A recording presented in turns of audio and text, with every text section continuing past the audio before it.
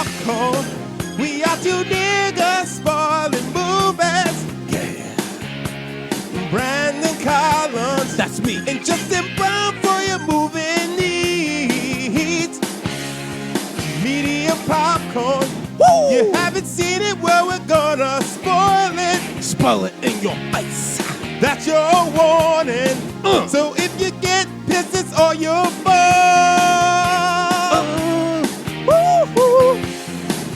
Your kisses give me higher, like a sweet smell of desire. Of la la la la la, I'm burning love. Hey everybody, I'm Eddie Collins. Guys, this is Justin Brown. We're eating popcorn, spoiling the movies, but we're not spoiling this because this is a movie that came out so long ago, 2002 to be exact.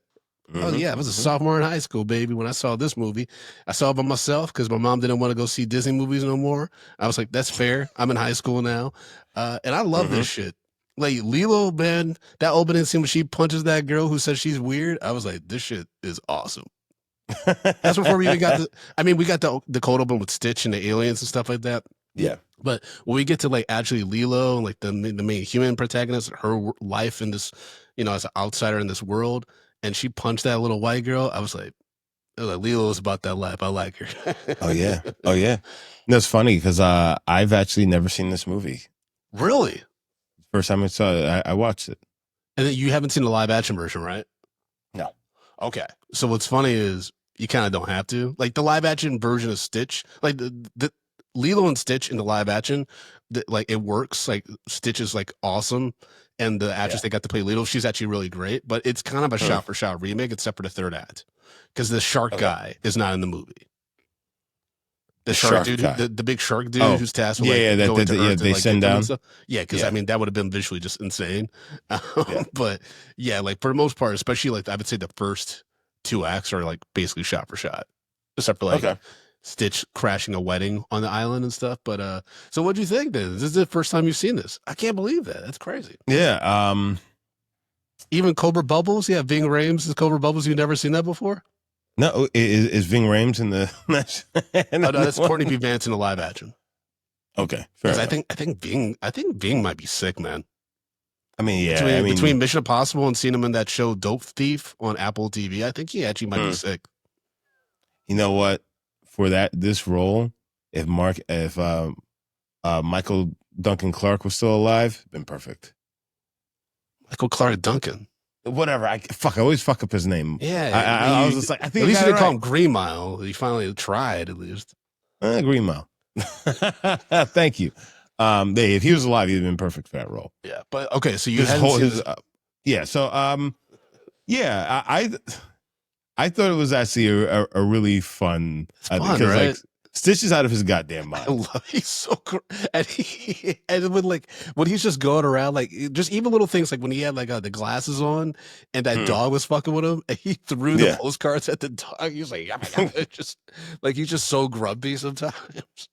Well, I also like the fact it's like yes, Stitch is fucking nuts, but it's not like he's playing the role. But he's like smart enough. Is like he like looked at the other dogs. It's like oh shit. Okay, this is my way out. Sucked in his second pair of arms and shit like that. Yeah. It's like shit like that. I like the fact that he's not like a dumb character.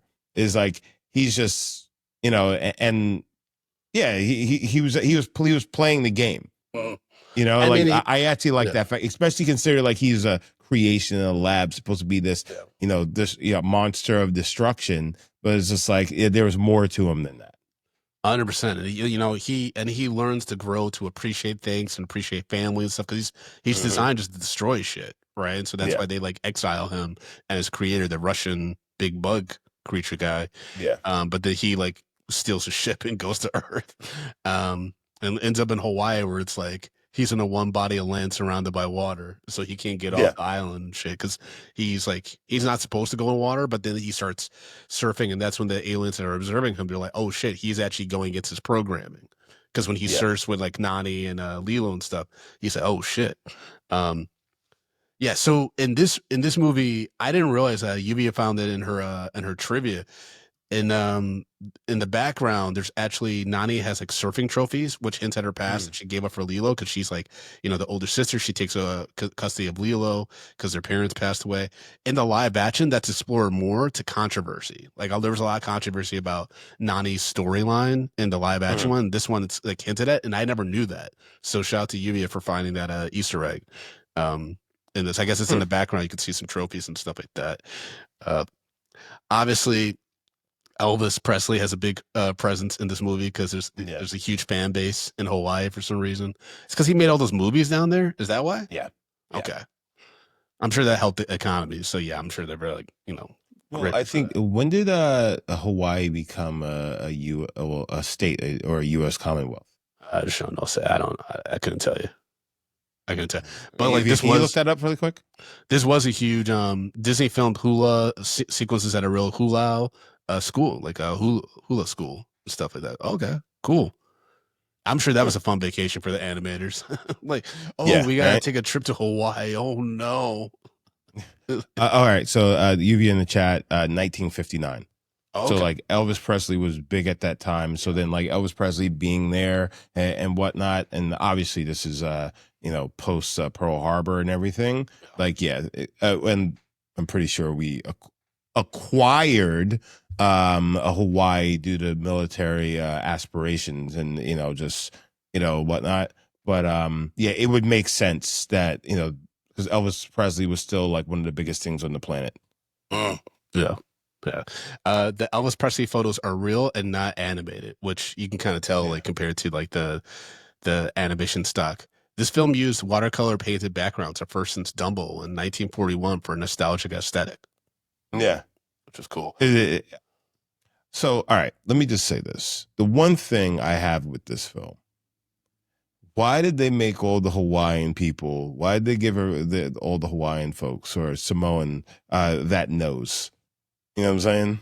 Like the animation for the Samoan people, especially in comparison to like what Disney is typically doing, is just like, like why did they make them look like that?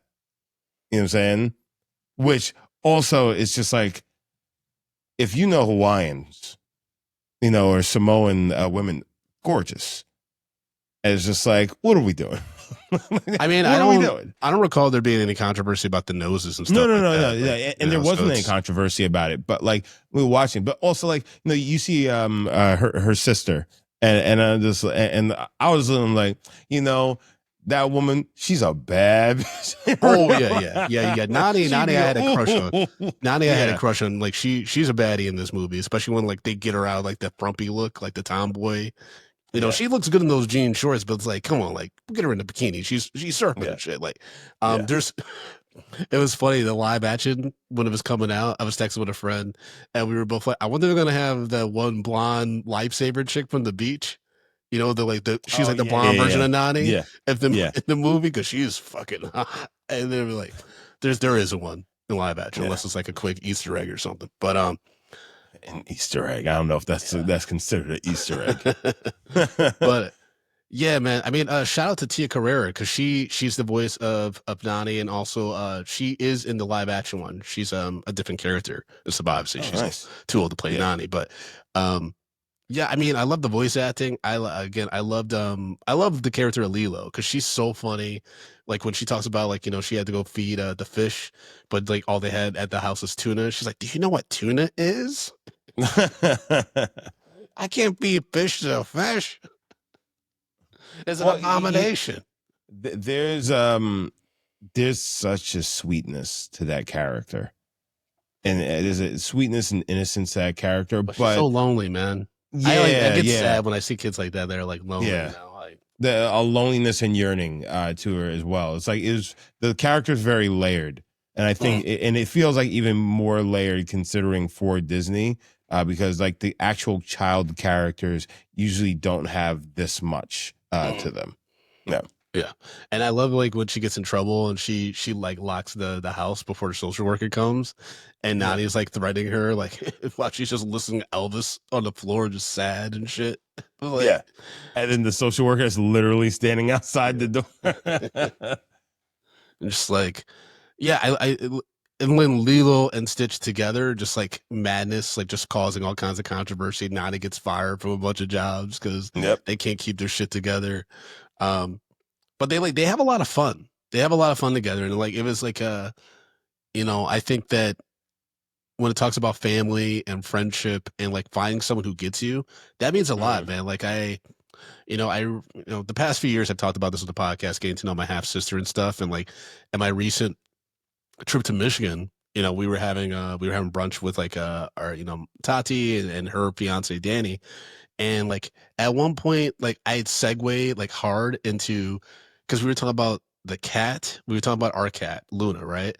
And then I Mm. segue that because they're thinking about coming to New York in the fall to like like let us know when you want to come see that show Ragtime, which is having a revival. That's what Kayla wants to come see. And then her fiance was like, "How'd you go from the cat to ragtime?" And then Caleb was like, "I got it." Like he was talking about cat at the house. We want to stay at the house. She's like, "I get it." And I'm like, Yeah. "Man, do you know how like great that feels to not be like, Yeah. oh, To I'm be seen. crazy." Yeah, like to be Yeah. like, my thought process makes sense to somebody. I mean, they might have the same insane thought process, but Yeah. Okay. that means a lot though. Like, because Yeah. remember Lilo, like how old is the difference? She's what, 6 years old? And so Nani's like 18, 19, maybe. So you got like Yeah. a 13 plus year difference there.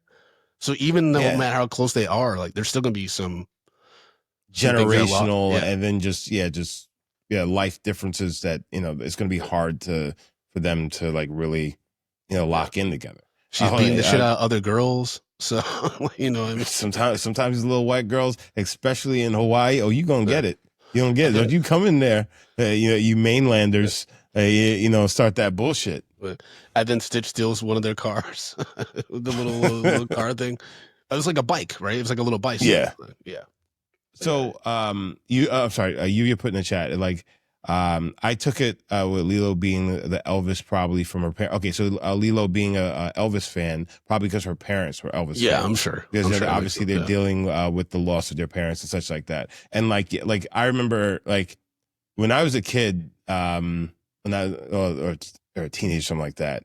My sister is she was I was teenager. It was like I was driving and she's just like, "Why are you listening to Al Green?"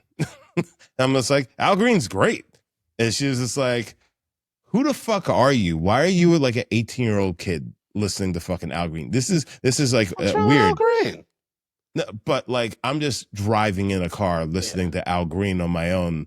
You know what I'm saying? And she's just, but I also like, I mean, like, my dad, it was much older. And my dad was a bit like my parents' song is Love and Happiness. Right? Love and happiness. Yeah. But so like, that's where I got it from. That's where my love for Al Green came from. It's just like, yeah, you do, adopt some things. I'm like, I wonder what kind of craziness my kids are gonna adopt from me. The shit that they, kind of, like sway towards is probably gonna be movies. It's probably gonna be like different films and whatnot. Yeah, I mean, like I spent a lot of time with my grandmother. My grandmother played disco, like UV said in the chat, played disco. So that Saturday Night Fever soundtrack was like heavy on loop. Frankie Valli and the Four Seasons, Diana Ross and the Supremes, the Ronettes. I listened to like mad old stuff. I didn't even Earth, Wind and Fire was almost too modern for my grandparents. Like I mean, it was I listened to a lot. It was very eclectic though, I would say. Yeah. I would say the only thing we didn't really listen to, like, especially my grandparents, would be like jazz and like hard rock. That's like about everything else you kind of like would listen to.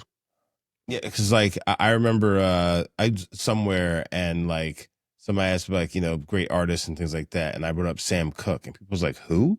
It's like Sam Cooke. Like, so disrespectful. Huh? Well, you not know who Sam Cooke is? Like, come on. I mean, well, white people, but white people. Yes, actually, no. There were black people as well. There's black people there as well, but not understand. Like, but he's so many generations past. Yeah, but like again, having the old dad, like that was his music growing up. Yeah, having an like old. He was 20 when Sam Cooke was. Sam Cooke died in the 60s. I think he was like in his early 30s, something like that. But like, so yeah, my dad was like in his 20s when Sam Cooke was like really popping. I was born by the river. Don't do it. Don't butcher that song, Brandon. Don't do it. Don't do it. I was Son of a trying. bitch. Apparently, an early scene involving racist tourists was cut and replaced with Stitch performing Elvis songs on the beach. Interesting. Yeah, that would have felt a little out of place in this movie. Well, I mean, there are racist tourists in fucking Hawaii. Oh yeah, for sure, for sure. I mean, there was also a plan. It's not that out of bounds. Yeah, there was also a planned airplane hijacking scene that would have scrapped post 9/11 and reworked. I think that's the third act with the whole alien ship like chasing and stuff like that. Which the fact that like Homie was able to like get everybody on land using his surfboard was insane. Yeah. He's like, oh, I have to make a few trips. I'm like, what about the big shark nigga? How was he even floating? Like, that's insane. Which, by the way, man, if I were that big and I could actually step on the bottom of the ocean, that'd be freaky. That would be a freaky visual. You know what I mean? Something that's that big that can walk on the ocean. You know what I mean? Yeah. Because he had anxiety. To be. I mean, from the looks of him, it looked like he was at least like 7-8 feet tall. That's it, you think? Yeah, I would say probably 7-8. Oh, I'm thinking like 70 feet tall. No, he looks huge. When he's walking through the village, he looked ginormous, like a fucking kaiju. Like Godzilla's gonna fight this nigga. Yeah, but think about something 8 feet tall walking around. I guess. But he's just an NBA player if he's 7 feet tall. No, but that's what I'm saying. Probably, maybe let's say he's 8 feet tall, but he's also like, twice as wide as Shaq. So it's like, that's a lot of beef to be dealing with. You mean a lot of what kind of meat is a shark? It's like blubber. Is it blubber? Like or shark muscle, meat, right? I have no idea. Well, I guess fish are pure like muscle. Yeah, I was thinking, yeah. But shark fin. Have you ever had shark fin soup? Yeah, I've had it a few times. It's not bad. Okay. Not bad. Yeah, Yuvia says that's so inhumane. Hey, I'm not the one that cooked it. You know what I mean? I try exotic foods wherever I travel and stuff like that. That popped up on the menu. I was like, hey, went in whatever country I was in and shit. It probably wasn't even shark food. It was probably like fucking just, tuna fish in a fucking package. That they were like, ooh, shark fin. Well, it's funny because like we look at it as inhumane, but other people are just like, nah, we eat the shit. Like other countries, they eat our pets. Yeah. Is what it is. Yeah, there's some predators though that we're like, yeah, they deserve to get hunted and chopped up. Like a fucking gator. Like, I'm fine with eating gator tail because gators are fucking dangerous. We need to get rid of them. Yeah. They're bad news bears. I don't fuck with gators, man. I don't fuck with them niggas. I don't like them, not one bit. What are you more scared of, gators or sharks? Like a great white or like a really big aggressive alligator? What scares you the most? I'd say a gator. Why? Because gators, they'll snatch up your fucking dog. They'll snatch up your fucking cat. Okay, they'll snatch you up.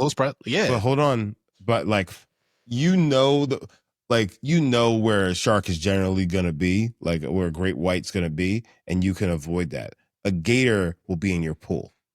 A gator will just be like outside your door for whatever reason. Gators are all over the fucking place. You know what I'm saying? So I think the gators are far more dangerous because they're far more stealthy and they're bold enough to fucking go places, where you typically wouldn't imagine they'd be. That's what makes them scary for me. That nigga he'll get you. If it wants you, it's gonna get you. UV is reminding us in the chat that a gator ate that kid in Disney World a few years back. But that kid also wouldn't buy the signs that were like gators around and shit. No, right? Wasn't there signs? No, the gator was in the fucking no, it was in the like the by the resort area, right? No, it was in the fountain. Oh shit. Yeah, the gator was hanging out and snatched the kid up. I mean, don't let your kid be around. You know, like A fountain, nigga? A fountain at Disneyland? Well, I mean, that is a terrifying way to see your child get eaten. I mean, your Yeah. kids should not be eaten in general. Like we're not in like the fucking prehistoric times, but it's just, yeah, that's a wild story to have to tell back home. Like, hey Jesse, what happened to your little brother Kenny? The Gators down in Florida don't play. Yeah. Yeah. And then you want to like, definitely the dad is like just hunting every gator down in Florida now. Hold on. No. Yugi was right. The kid was playing at the edge of the lagoon, and the gator attacked and dragged him into the water. There you go. Yeah. You shouldn't be playing for some reason I thought it was a fountain. Yeah, maybe it should be around a lagoon. It's called a lagoon. Either the creature or a gator gonna be in there. There's that. Well, the other thing is just like, gators that like they'll scale fences and shit. I didn't know that. I know that gators like can find a way. They're like velociraptors. Yeah. Gators will scale a fucking fence, plop over, and then go into your fucking pool and shit. Like they gonna find a way to get that ass. Okay. Yeah. Sharks and they'll set you up. Sharks are regulated to the water, so yeah. A gator is just like, I'm gonna get you. I'm gonna put myself. I'm gonna set myself up real nice. Got it. Loved Stitch trying to find a way off the island and realizing he's surrounded by water and just like, I guess I'm stuck with this crazy little girl. You know what I mean? It's like there's parts where you're like they're trying to figure out who's crazier, like which one of us is like more insane and stuff. But and then even like Nani's so like out of it because she's trying to find a new job and shit.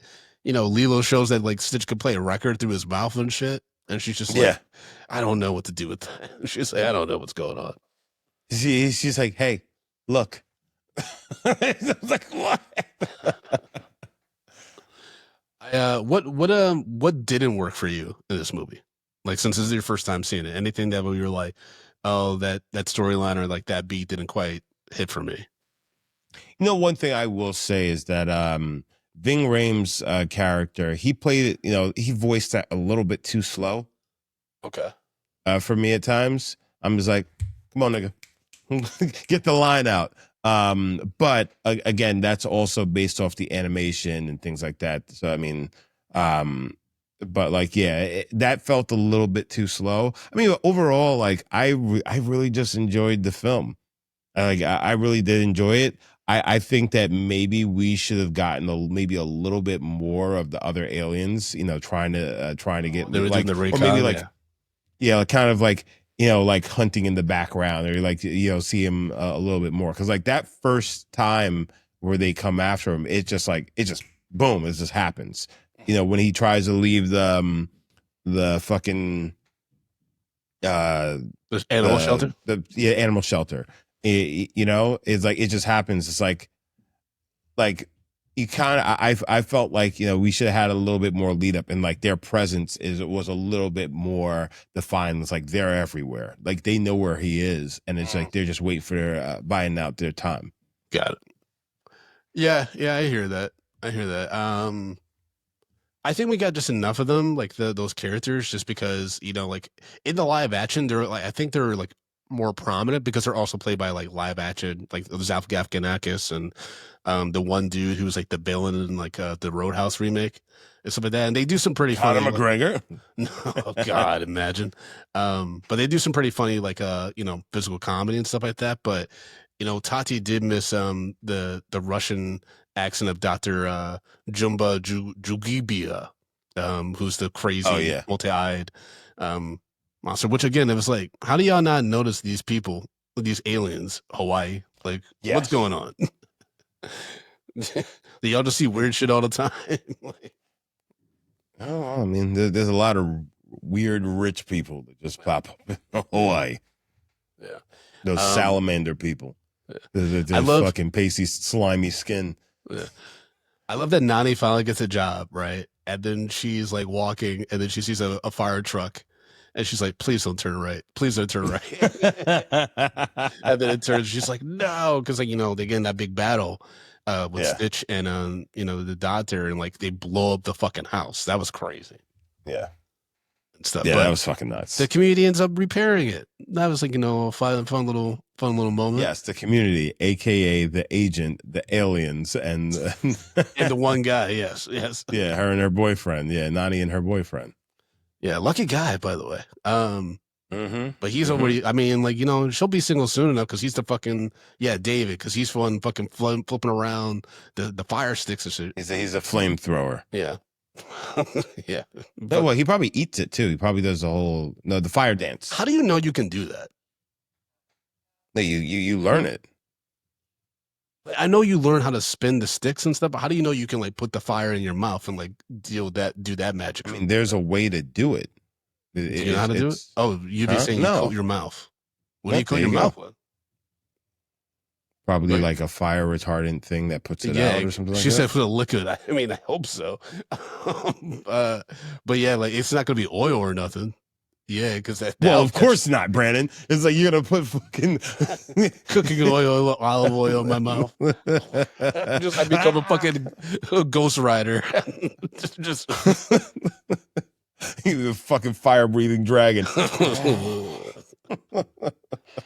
That David character's voiced by Jason Scott Lee, who also does a cameo in the live action movie as well.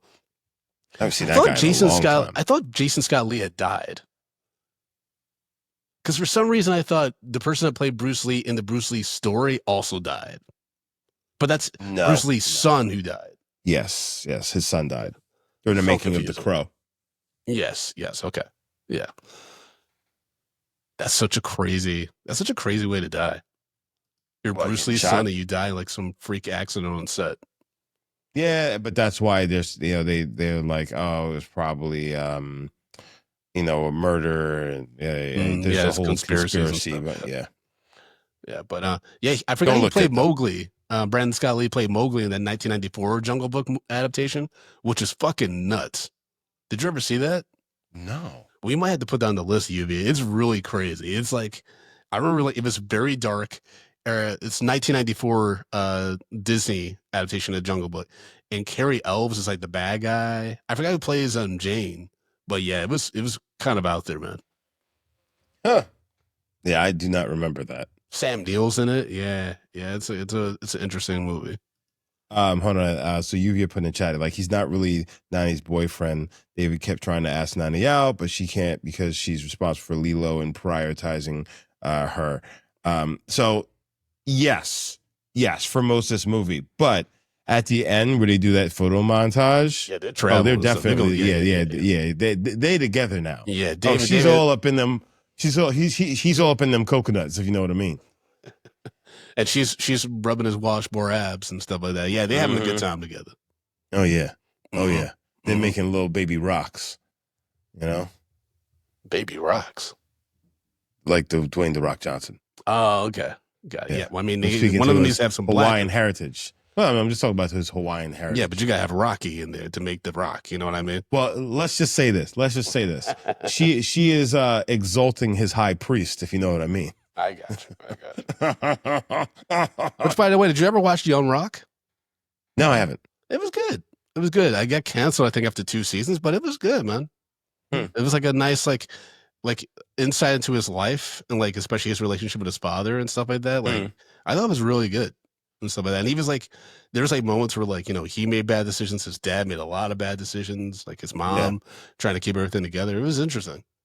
Well, if you read his book, The Rock Says, which I have a signed copy of, he goes into. I know that was so. It was one of my prized possessions. Did it get stolen? No. Oh, I thought it did. No, I still have it. That's right. Okay. Yeah. But like, he talks a lot about like his relationship with his dad and just like moving around a lot and everything. It's it's pretty cool. Even though I met someone who worked closely with The Rock on those films and gave me a little bit of insight about him. We'll talk about that another time. Okay. I mean, I said this on a recent movie news, between the movie he's got, The Smashing Machine with the Safdie brother, he's doing that Scorsese movie, and then he's might be doing Darren Aronofsky's next movie. Like, he's trying to follow the Batista playbook. And I don't know. We'll see. We'll see. Like if he can surpass him and like being the best wrestler turned actor. I think that's. I don't think that's out of the realm of possibility given his box office performance already. I think if he can also prove he can do dramatic work, hey, Yeah. because that's the one thing he has over Batista is like he can open movies by himself. They're not like hitting the way that they used to, but he can still open a movie. Whereas Batista has to be part of an ensemble. Yeah. So that's work. When it really comes down to it, The Rock already has that moniker outside. Well, outside of like the actual acting chops, I think Batista's better, but he is the most successful wrestler turned actor because if anybody tries to say that Hulk Hogan was a success as a performer outside of the WWF and WCW, whatever, you are lying to yourself. He was trash.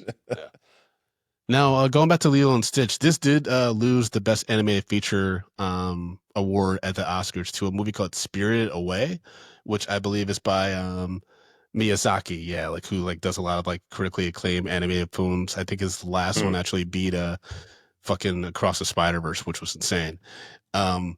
Folks, put in the comments on your favorite podcast app if you think that this should have lost to Spirited Away. I haven't seen Spirited Away, but man, I remember seeing this movie in the theater, like I said, and loving it. And this obviously resonates a lot with like millennials, especially because a lot of millennials are the reason why the 2025 live adaptation did so well. Because so many people like the characters Lilo and Stitch, especially the Stitch character. Like, that just sells so many toys and shit. It's kind of crazy. And also Disney World, like Stitch is everywhere in a lot of, across the park and stuff like that. Cause it's kind of a unisex character, right? Like, cause Stitch is not like, they don't say it's a boy or a girl. It's just this creature that's fucking out of its mind, but also has a really funny personality. Wears these sunglasses and like, I love like the montage at the end where it shows like them going on the trips. And Stitch has like the fucking sand chair. He's just like, he just does like, obviously he's part of the family, but he also does his own thing too. Yeah. And shit. Well, and I also like the fact is like, this story became about family. Yeah. The big, Ohana and things like that. It means family. Yeah. It's broken, but broken, but still good. Still good. Oh, that was so cute. You didn't think it was cute? You're trying, no. It's you. No, all right. The director Chris Sanders actually did the voice of Stitch, who actually wasn't supposed to say much at all in the movie initially. I like the fact that when he started talking, a little bit and whatnot. Yeah, I thought that I think it fit for his character, especially because the fact is like it was proving that Stitch is much more, that you're much more than your programming, and pushing further than what's expected. Yeah, I think Chris Sanders, like whatever like voice he ended up doing for Stitch, both in this and the live action, works better than they initially wanted Danny DeVito to potentially play the voice of Stitch, which would have been insane. Yeah, that'd been fun. I didn't even like Danny DeVito when he did the voice of that Minotaur and Hercules. I thought he was the worst thing about the movie. Remember, he's the Minotaur dude. I didn't even remember. He like helps him in his voyage and shit. Yeah. Keith David was considered for the voice of Cobra Bubbles, which I can definitely see. Yeah. And stuff, but yeah, man. I mean, it's interesting that this movie, it took so long to get a live action adaptation going, given like Disney's affinity for this shit now. But I guess the graphics had to keep up with like being able to like convincingly portray Stitch, because it's such a fun character, and like I know there's sequels to this, so you definitely haven't seen any of the sequels, right? The directed video sequels? This is actually the first time I've actually gotten to it at all. I know I saw Lilo and Stitch 2. Stitch has a glitch or something, right? Yeah, Stitch has a glitch. I saw that pop up. But like, they're like, this is the first time I watched it. I thought it was fun. I thought it was fun. Did you watch it with the kids? I enjoyed it. No, I just didn't have time. I watched this. Well, actually, I watched a little bit of it with Lennox. He was watching it with me, sitting on my lap before he took his nap. He was dialed in, but he's also not even 1 year old. He probably shouldn't be watching TV at all. But I have to watch it. He's just like looking at the screen like, these are interesting colors. 100%, 100%. Yeah, he's not getting what's going on narratively. Yeah. What's interesting about like characters like Stitch too is like you could, in theory, there's a world where you could do like an adult version of this, where Stitch like goes on an adult venture, like gets drunk and parties and shit like that. Like, I think that's what's so interesting about having a character like this is like in theory, you could have like more fun with the character in a standalone story. You know what I mean? Yeah. This could easily be a Detective Pikachu. Oh my god, that could be fun. That could be fun for a sequel. Like they have to solve a mystery together. That could be fun. Yeah, because they're making a live action Lilo and Stitch 2 because it's made almost $1 billion. I'd be Yeah. curious, like Yubi, if you can add it to the list, like I'd be curious to see what Lilo and Stitch 2, the animated sequel, is like, because I wonder if it's like, because none of those are ever good. The Lion King 2, Simba's Pride, horrible. Aladdin 2, The Return of Jafar, like all these Jafar, direct-to-video sequels are just terrible. Yeah, I can't recall. They're one basically just sequel. banking off of the first one's success. Yeah, the only semi-decent sequel, prequel, direct-to-video thing for Disney I ever saw that was like remotely decent was Lion King 1.5, where it was like the backstory of Timon and Pumbaa. And how like they fit into like how they met, and then what they were doing in between before they met Simba. Okay, and stuff. Like Cars. Oh, that's Pixar. Yeah, Cars is Pixar. Yeah, but they didn't have the video sequels though. No, yeah, I think those are the theatrical. All of them are theatrical. Yeah, yeah. It's it's interesting. Like I wonder if they're decent or if it's just like shitty, like low budget, like wannabe. Most likely shitty. Shitty. That's an unfortunate thing. Our producer Yubi did find some letterbox reviews of Lilo and Stitch that she thought we should read. First is from Adam Bolt, who wrote, "Oh shit, you okay?" Yeah, I just dropped my phone. First one's from Adam Bolt, who wrote, "If I was Nani, I would simply have given up Lilo for adoption immediately." Damn. 4 out of 5 Jesus stars. Christ. Who's her fucking sister? That's how we open? That's Jesus. I mean, some people they can't handle it. You know what I mean? And that is a lot of pressure for some. Like, she's over here trying to hustle just to make ends meet. We don't know what the mortgage was like in that house, if it was paid off. It was a pretty big house. Yeah, well, I'm pretty sure it's not paid off. Yeah, I mean, yeah. You know what I mean? She's got a lot to contend with. You know? Giaba wrote, "It's time for society to accept Pleakley as the gay icon that he is." 4 out of 5 stars. Because he was like, cross-dressing and all that stuff. It's a whole thing. Yeah. Mia Lee Vincenio wrote, "I think I remember having a weird crush on Pleakley as a youth. What does that say about me?" 4 out of 5 stars. I mean, hey man, do yourself. Yeah, do you? Like we talked about Nani. Feel how you feel. Zara Pride's on Sunday, baby. Come on out. Yeah.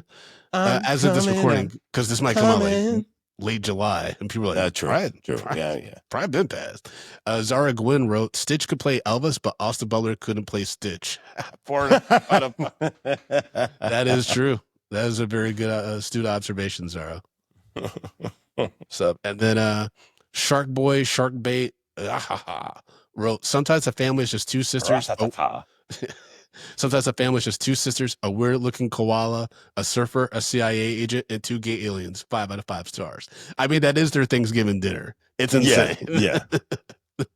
like why is Bubbles still here? You know what I mean? Like, he's like, well, no, because he's gonna be watching over. Yeah, but still, you don't have to be here for dinner, nigga. Like, go home. Yeah, he must not have much going on. He doesn't. Cobra Bubbles has no home life.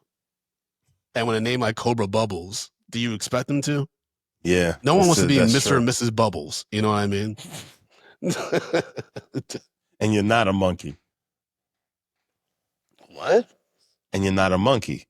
Oh, Bubbles the monkey? What's that from? Yeah. Michael Jackson. Oh, okay. I was thinking Seinfeld for some reason. Michael Jackson had the bubbles. I forgot he had the bubbles. I forgot he had the fucking monkey. I can't believe that monkey never tried to kill him. I mean, Bubbles had to go away at some point. So yeah. Oh yeah, maybe Bubbles did go a little crazy. Then they just took him out, and then you never heard of Bubbles again. Yeah, and that's why Michael started he got Bubbles children after home. that. Bubbles went home. Yeah, because those animals they eventually snap and lose it. Like I remember Siegfried and Roy with that tiger. Chris Rock had the best bit ever. He's like, everyone's like, the tiger went crazy. The tiger went crazy. That tiger didn't go crazy. That tiger went tiger. Went tiger. He's like, the tiger went crazy when he was fucking riding around a little bicycle with a hat on his head. It's like, for Just real. wait till like, I get my opportunity. yeah, I mean, that's if this were a real world situation, right? Lilo and Stitch. Eventually, they got to part ways, right? Like, eventually, like, Stitch can't. Well, we don't know the lifespan on Stitch, first of all. But then eventually, Lilo's going to grow up and be like, I got to go. Like, I can't be like just hanging out and taking care of an alien monster, right? Yeah, but Stitch is just part of the family, right? Like, Stitch is fucking cooking. Yeah, true. You know what I'm saying? So Stitch is like a best friend, a best friend, fucking like a brother, or in a way, kind of like a caretaker, protector. Like, she could have Stitch be in each other's life for like a lifetime, or whoever's lifetime is longer. But like, obviously the relationship's going to change. Also, it's on top of that, no dude better be fucking around on Lilo and starting no trouble, because you don't want that fucking thing. Stitch will fuck you up. Stitch is that. Yeah, you're right. Yeah, that'd be rough. I mean, Lilo can already handle herself too. Like, yeah, so but at the same time, when a nigga grows two more arms, and you got to contend with that shit, nah, bro, that's funny. Nah. This motherfucker like Goro from fucking Mortal Kombat. Oh yeah, like when Lilo gets picked up for prom day, like Stitch has the extra arms.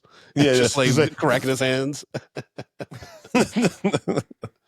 Be like, hey, I have a lot of questions. Like, yeah, you're not gonna get any answers. Yep. Okay. This is my family. Shut the fuck up and deal with it. Who's the big bald black guy in there? Like, hey, don't shut the fuck up. Shut the fuck up. Yeah. Don't ask the questions. Oh, that's insane, actually. Because when you open that door, you're gonna see all those motherfuckers behind it. You're gonna be like, yeah. Hey, I'm pretty sure you're not gonna be rolling your eyes like that. You're just gonna be like, hey, actually, I just got a call from my mom. I have to go. Yeah, she said I can't be here anymore. Yeah, that'd be insane. Yeah. That'd be intimidating as fuck. Well, I mean, it's already cuckoo bananas when you got 3 aliens in front of you, and then again, a random black dude with sunglasses indoors. Yeah, you got the Green Mile and wearing a black suit in the middle of fucking Hawaii. Yeah, that was crazy. he was wearing that black church suit the whole fucking time. And he's got fucking Cobra on his damn knuckles. It's just like, you gotta be prepared for the bullshit. Lilo's like, your name is Cobra Bubbles and you're a social worker? She like knew immediately, like, your story doesn't make any sense. I mean, the fact that Cobra Bubbles, a former CIA agent turned fucking social worker, that's ridiculous. Yes. Like, where did that come from? Well, this is cover. But there should have been no cover at all. True. There wasn't a reason for him to come for Lilo or Nani. Yeah, you're right. He was just a social worker. Yeah, I'm getting the live action mixed up. Yeah, you're right. Like, he's just he's a social worker who just happened to be part of the CIA when they first made contact with the aliens in the 70s or whatever. Yeah. He's like Roswell 77 or whatever. Yeah. Which that shows how coked up this country was, that everyone was so fucking high that when Roswell happened, only like a small pocket of people knew about it. And they were so like out there that people were like, oh, this shit is bullshit. Like, no one took it seriously. Aliens, man. Fucking Pauly Shore's on Barbara Walters talking about him. People are like, all right, Pauly, sure. Oh, fucking Pauly Shore. Actually, that would have been the 90s. Yeah, that would have been the 90s for sure. Because he's like, but I think, yeah. We got to do a Pauly Shore movie. No, we got to do like Biodome or like in the Navy or something like that. Yeah, in the Navy. Or I'd rather watch more in the Army now. Yeah, in the Army. I'd rather watch more Ernest movies, man, honestly. But that's why we got to do Yuvia, get me some Pauly Shore movies and we'll put it on the list. Hey, buddy. Buddy. Or Just Friends. Was it Just Friends? I wonder if he marries that girl. He's his college. They were like friends from college, but she's going back for fucking holidays. She invites him to pose like as her boyfriend or whatever. Okay. And then it turns out, it's a weird movie. It's a weird fucking movie. It's like a romantic comedy with Pauly Shore. I mean, all of his movies were fucking weird. He did a lot though in the 90s. He was on a run. Yeah. For a minute. I mean, that's what happens when, you're like comedy royalty. Oh, we could do Encino Man, which ironically ended up having 2 Oscar winners in that film with Brenda Fraser and Ke Huy Quan. Yep. Yeah, that wow, he looks nuts. Pauly Shore looks nuts right now. Yeah, I mean, he's he's had a weathered life. To be fair, his mom died a few years ago, so I think that took a lot of on him and stuff, But yeah, folks, that was our. we're gonna rate this bad boy, but we didn't get any Patriot thoughts on Lilo and Stitch, which is a bit disappointing because I'm sure a lot of our Patriot subscribers did watch the movie, but maybe they just were like, hey, I think Lilo and Stitch said all that needs to be said on the screen. We have nothing else to hold on real quick, Brandon. UV, the movie I'm talking about is called Son-in-Law with Pauly Shore. Oh, I remember that movie. Yeah, that's a wild movie. That movie was terrible, dude. I know. God, I just remember never enjoying a Pauly Shore movie. All right. Justin, break down our rating system, baby. Stop calling me baby. Guys, you know how we do this. We rate movies, bags of popcorn, small, medium, large, and the XL for the exceptional. Guys, if a movie doesn't deserve any hot, buttery, delicious popcorn, we throw it into the stale popcorn pile. We pile piles and piles of stale popcorn on top of it. So, Brandon, we sat down and we watched a 2002 animated Disney film called Lilo and Stitch, starring Tia Carrere, Ving Rhames, and Jason Scott Lee, a bunch of other actors, voice actors. What say you, Brandon? What say you? Oh, this gets a large, man. I love this movie. It's not like perfect, like in regards to the Disney animated films, but it's still really, really good. Very entertaining. Less than an hour and a half. It's quick. It's fun. Lilo is such a great child character. I think that she's so fully realized, not just because of the voice acting, but just like her characterization, her personality, her journey in the story. And then Stitch is just a great counterbalance to that. And he just adds so much great physical comedy and like really quirky stuff. And it's clear that the writers had like a kind of a dark sense of humor, because some of the stuff is just like, it's not just kiddie laughs and stuff. Some of it's kind of a little demented, a little unhinged. And I love that. Yeah. So like even like him, like when he's playing around, he's like dressing up like he's Batman and he's got Nani's bra on his head and shit like that. He's bouncing around like something like that. Is just like, I love that stuff. Yeah. Just Kitty hijinks. Yeah. I'm gonna give this a large. Like, I really enjoyed this. Like, I get why people really got behind the live action version of this. This is a really fun film, and like, I'm surprised that more people didn't recommend that I check this out, because like, I think this is kind of like, something that immediately I would enjoy. But like, it was fun. I'm glad we sat down and watched it. All right. I think the kids are gonna like this one too. Yeah, man. I would love to hear like if you get to like watch it with your kids, or like if we end up doing the second one, if you watch it with your kids and like what they think and stuff. Because I wonder if like this stuff still holds up. Yeah. Or imagine your kids like hate the first one, but they love the direct-to-video sequels, and you're like, then they're nuts. What are you gonna do if like your like movie taste don't align with your kids? What if they end up loving, like, let's say they love the Harry Potter movies? What are you gonna do? Oh, I mean, they're wrong. It's okay. They can be wrong.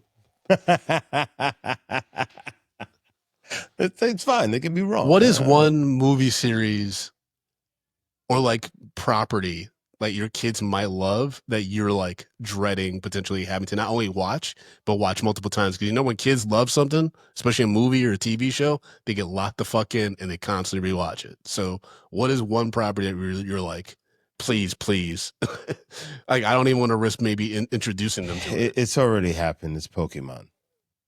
They're obsessed with fucking Pokemon. Really? Interesting. Yes. Okay. Yeah, Jackson's obsessed with fucking Pokemon. And there's a lot of movies Pokemon too, right? I don't know. I don't want to know. I'm acting like I don't see anything. But like, yeah, he's obsessed with Pokemon. Like, Pokemon is on the house 24/7.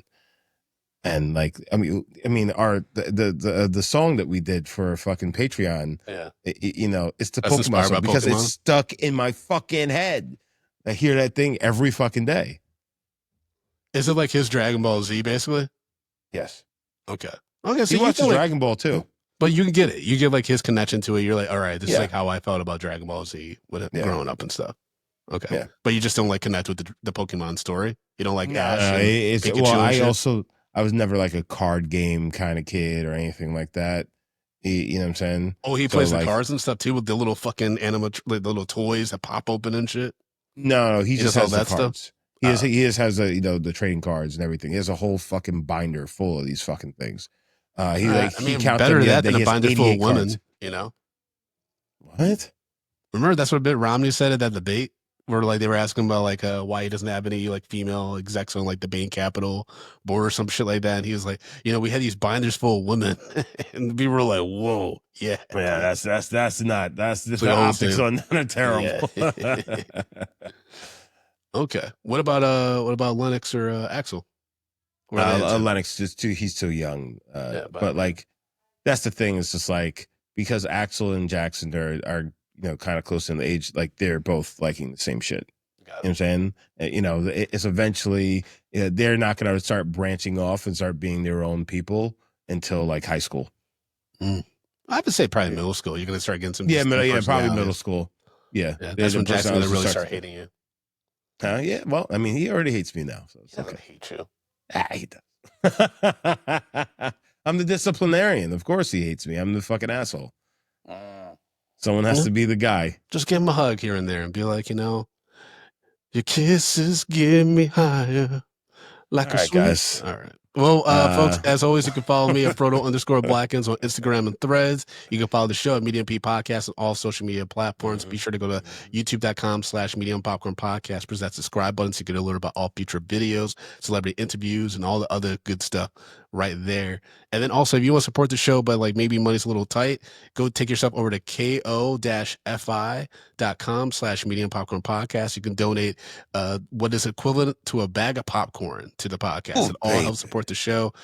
Shout out to actually Justin, tell people how they can support the show on Patreon. Why I find out I get this coffee donation.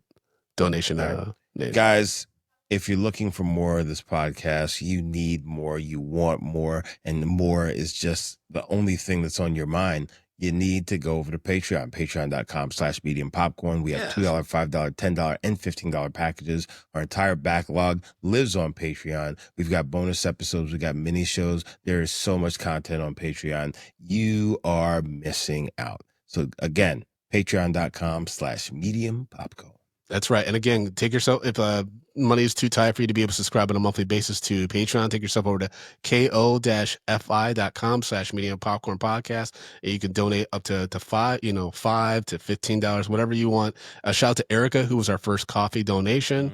She gave us basically a equivalent of a medium popcorn. So we appreciate you so much, Erica, for that donation. And hope to be able to shout out more people in future episodes. And when you, throw a little coffee at us, I'm going to sing an improvised song for you. So it's coffee. I know what you're saying. I don't need no reason. Don't tell me cause it hurts. We're trying to get people to sign up, Justin. That just deters so many people from going on coffee.com. Well, you don't like a little No Doubt?